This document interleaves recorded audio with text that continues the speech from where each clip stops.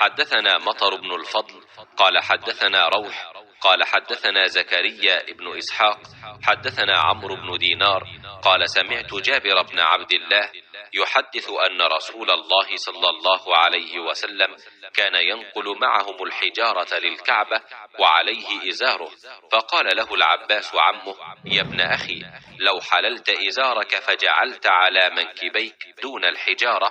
قال: فحله فجعله على منكبيه فسقط مغشيا عليه، فما رؤي بعد ذلك عريانا صلى الله عليه وسلم.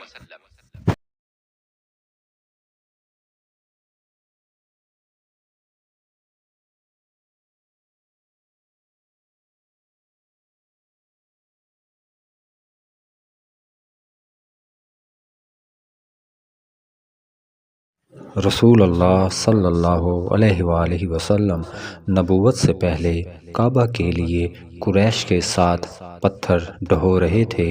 उस वक्त आप तहमद बांधे हुए थे।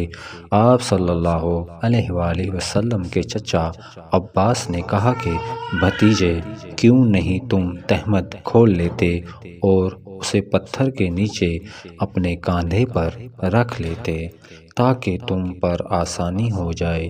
जाबिर ने कहा कि आप सल्लल्लाहु अलैहि वसल्लम ने तहमद खोल लिया और कंधे पर रख लिया। उसी वक्त गशी खाकर गिर पड़े। उसके बाद आप सल्लल्लाहु अलैहि वसल्लम कभी नंगे नहीं देखे गए सल्लल्लाहु अलैहि वसल्लम। सही बुखारी हदीस नंबर 364।